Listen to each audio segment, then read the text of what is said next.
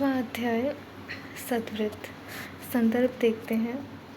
सद्वृत्त का वर्णन चरक सूत्र 8 में, इंद्रियोपक्रमणीय अध्याय में, सुश्रुत चिकित्सा 24 में, अनागत बाधा प्रतिषेध में और अष्टांग हृदय सूत्र 2 में दिनचर्या अध्याय के अंतर्गत किया गया है।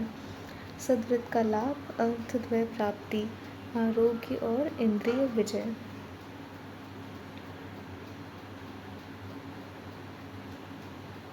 समदोष समाग्निश्च समधातु मलय क्रिया प्रसन्नात्मेन्द्रिय मन स्वस्थिति अपि धीयते। मन प्रसन्न रहना ही मानसिक स्वास्थ्य कहलाता है। मन को स्वस्थ और दोष रहित करने के लिए बुद्धि, धैर्य और आत्मादि विज्ञान का विचार करना चाहिए। सद्वृत्त के पालन से मानसिक रोगों को रोक सकते हैं। सद्वृत्त व्युत्पत्ति सद्वृत्त यह 2 शब्दों से बना है। सत का मतलब है सत्य या सही और वृत्त का अर्थ है आचरण। निरुक्ति सताम सज्जनानाम वृत्तम व्यवहार जातम सद्वृत्तम। सदा सज्जनों के आचरणों का पालन करना, उनके बीच रहना ही सद्वृत्त है। परिभाषा आर्द्र संतानता त्यागः काय वाक् चेतसाम दमः स्वार्थ बुद्धि परार्थेषु पर्याप्तमिति सद्वृत्तम। सभी प्राणियों पर दयालु होना, दान देना, शरीर मन वाणी पर नियंत्रण रखना तथा दूसरों के अर्थों में स्वार्थ बुद्धि रखना ही सद्वृत्त है। सद्वृत्त का वर्णन 4 भागों में किया गया है। आहार संबंधी, वैयक्तिक, सामाजिक और आध्यात्मिक। फर्स्ट, आहार संबंधी सद्वृत्त। हस्तपाद प्रक्षालन के बाद आहार सेवन, मंत्रोच्चारण करके, देवता, गुरु, अतिथि आदि को दान करके, भूख लगने पर ताज़ा खाद्य पेय, शाक सब्जियों का सेवन करना चाहिए। परोसा हुआ संपूर्ण अन्न सेवन करना, अष्टाहार विधि विशेष आयतन का पालन, प्रकृति, गुरु, लघु, गुणादि भोज्य पदार्थ का विचार करें, संयोग खाद्य पदार्थों के मिश्रण का विचार करें, स्वच्छ वस्त्र धारण करके, पहले अग्नि में अन्न हवन करके षड्रस युक्त आहार सेवन करें, भोजन के मध्य में थोड़ा थोड़ा जल सेवन करना चाहिए, करण पाक आदि संस्कार का विचार करके, राशि मात्रा का विचार कर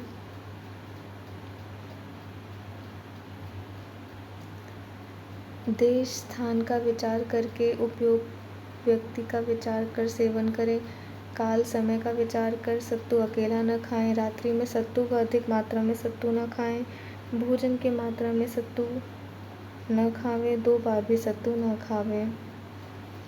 अयोग्य वृत्ति, रात्रि में दही का सेवन, लस्सी, दही, शहद, नमक, सत्तू और घृत को जूठा छोड़ना, अपवित्र स्थान, पात्र एवं संकुचित स्थान में अप्रसन्न मन से विपरीत ढंग से परोसे हुए अन्न, रात में बिना रत्न धारण किए फटे वस्त्र पहने, बिना मंत्रों का जप किए अग्नि में हवन किए बिना, अप्रसन्न मन से अशुद्ध मुख तथा उत्तर दिशा में मुख किए बिना। वैयक्तिक सद्वृत्त शरीर संबंधी, दिन में 2 बार प्रातः एवं सायंकाल में संध्या व स्नान करना चाहिए। मलायनों को बार बार स्वच्छ करें एवं स्वच्छ रखें, दोनों पैर को स्वच्छ रखें, 15 दिन में 1 बार सिर के बाल, दाढ़ी, लोम और नख को काटें। प्रतिदिन स्वच्छ वस्त्र धारण करना चाहिए, सुगंधित द्रव्यों का धारण प्रतिदिन करें। अध्ययन संबंधी सद्वृत्त, बिना वर्षा ऋतु के विद्युत दर्शन में, बिना ऋतु के मेघ गरजना, भूकंप, सूर्य ग्रहण, चंद्र ग्रहण, पूर्णिमा और अमावस्या के समय गुरु की अनुपस्थिति में पद को अलग अलग करके अधिक मंद गति से, बहुत जोर से और बहुत धीमे से नहीं पढ़ना चाहिए। सूर्योदय एवं सूर्यास्त के समय, राष्ट्र तथा राजा की विपत्ति के दिनों में, युद्ध महोत्सव के दिनों में, शमशान गमन के दिन अपवित्रावस्था में अध्ययन नहीं करना चाहिए। अध्ययन की विधि चरक में मान 8। प्रातः काल अथवा उषा काल में बैठकर शौच आदि से निवृत्त होकर गुरुजनों को नमस्कार करके दोपहर, सायंकाल एवं रात्रि में पढ़ना चाहिए। व्यायाम संबंधी, वय, लिंग, रोग की अवस्था देखकर शौच आदि से निवृत्त होकर ऋतु के अनुसार अर्ध शक्ति तक व्यायाम करना चाहिए। व्यवसाय संबंधी। वर्ज्य स्त्री, रजस्वला, रोगी, असमान व्यय, बाला, वृद्धा, अप्रशस्त, कुरूप स्त्री, अनिष्ट आचार, उपचार करने वाली, अचतुर, अकुशल, काम वासना रहित, पर स्त्री, अन्य पुरुष की कामना वाली हो। वर्ज्य स्थान, पूज्य वृक्षों के नीचे, पूज्य स्थान में, शमशान में, वध स्थान, जल, औषधि द्रव्यों के ग्रहण के समय, गुरु ब्राह्मण गृह, विद्या मंदिर में, सार्वजनिक स्थान में। वर्ज्य समय, संध्या काल, अपवित्रता से, बिना वृक्ष औषधि द्रव्य सेवन, विषम स्थिति में, निंदित तिथियों में, बिना उत्तेजना के, अधिक भोजन के बाद, श्रम, व्यायाम, उपवास, शारीरिक व मानसिक ग्लानि में, पीड़ित अवस्था में। मानसिक सद्वृत्त।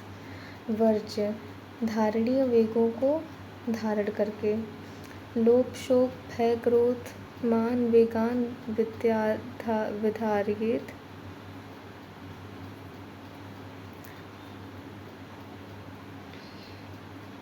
दशविध पाप कर्म।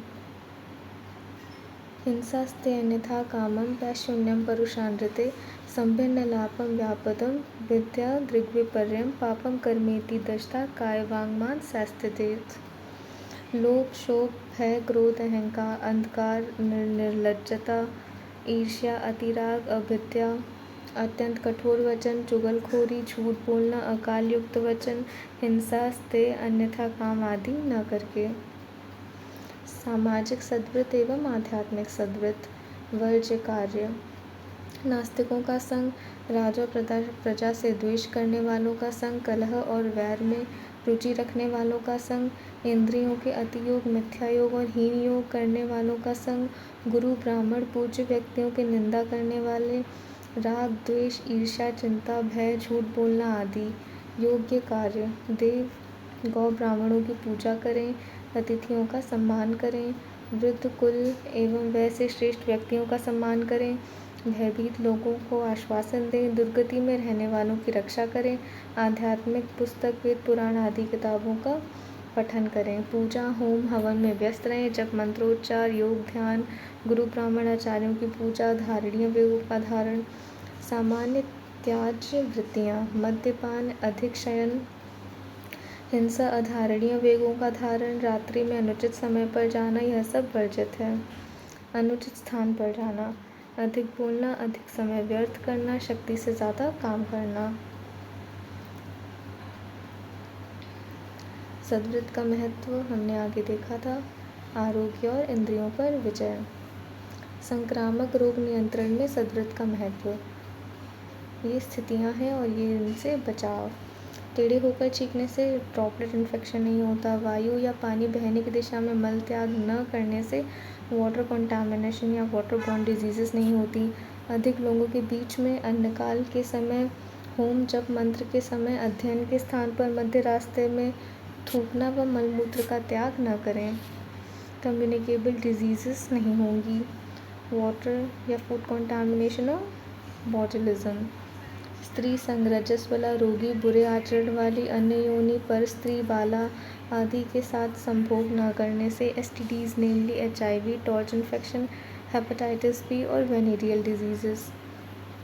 आगंतुक रोग नियंत्रण में सद्वृत्त का महत्व। छत्र धारण एक्सीडेंटल इंजरीज प्रिवेंट करता है। पादुका धारण, हुकवर्म इन्फेस्टेशन, आगे की ओर देखकर चलना, एक्सीडेंटल इंजरीज। दंड धारण, एनिमल अटैक्स। पगड़ी धारण, जूनोसिस, रेबीज, KFT। भस्म पर चलना, भूसी के ऊपर चलना, न्यूमोकोनोसिस और हे फीवर। मानसिक विकारों में सद्वृत्त का महत्व। शरीर और एवं मन के बीच परस्पर संबंध रहता है। अगर मन अस्वस्थ हो जाता है तो शरीर भी अस्वस्थ हो जाता है। मानसिक स्वास्थ्य मुख्यतः मन के स्वास्थ्य रक्षण से संबंधित है। इसकी उचित जानकारी के लिए आजकल मनोविज्ञान, मनोविकार चिकित्सा, समाज विज्ञान, बाल विज्ञान का ज्ञान होना महत्वपूर्ण माना जाता है। आयुर्वेदाचार्यों ने अपनी दिव्य दृष्टि से मन के गुण कर्मों का सविस्तार वर्णन किया है। मनोविकार का कारण। अधर्म और प्रज्ञा अपराध। मनोविकार का लक्षण लोभ, शोक, भय, क्रोध आदि मानसिक वेगों का धारण न करना। मनोव्याधियाँ होती हैं उन्माद, अतत्वाभिनिवेश, अपस्मार, विषाद आदि मन से संबंधित व्याधियाँ हैं। कालांतर में यह मनोविकार शारीरिक व्याधियों का कारण बन जाते हैं, जिन्हें आजकल मनोकायिक विकार और साइकोसोमैटिक डिजीजेस का नाम दिया गया है। मनोकायिक विकार कौन कौन से हैं? Hypertension, obesity, respiratory disorder, heart attack, diabetes mellitus, CVD और स्ट्रोक। मानसिक एवं मनोकायिक व्याधियों का नियंत्रण कैसे करना है? सद्वृत्त पालन, दशविध पाप कर्मों का निग्रहण, दिनचर्या निशाचर्या पालन, धारणीय विगों का धारण, आचार रसायन का पालन और ऋतुचर्या का पालन। आचार रसायन ये है चरक चिकित्सा, पहले अध्याय में इसे याद करना है।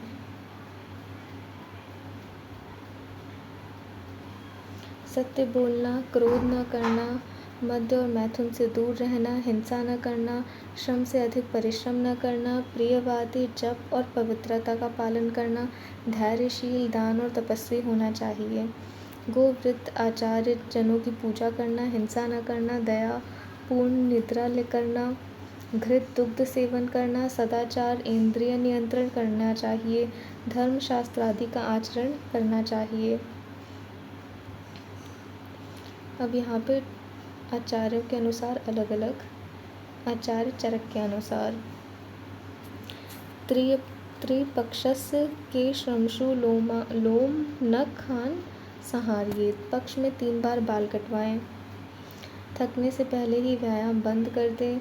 न उच्चय हसेत, जोर से न हंसे, न खान वादियेत, नखों को न बजावे। रत्न घृत पूज्य देवगण मंगल पदार्थ और उत्तम पुष्पों के स्पर्श किए बिना घर से न निकलें। पूर्वाभिभाषी किसी के मिलने पर उसके बोलने से पहले ही कुशल क्षेम पूछे। उत्तर दिशा में मुख करके भोजन करना चाहिए। स्त्री का अपमान न करें, स्त्री का अधिक विश्वास न करें, गुप्त बात न बताएं और उसे पूर्ण अधिकार न दें। आचार्य सुश्रुत के अनुसार तेज वायु सेवन ग्रीष्म एवं शरद ऋतु में, निद्रा, पुष्टिवर्ण बलोत्साहम, अग्निदीप्ति तदित्ताम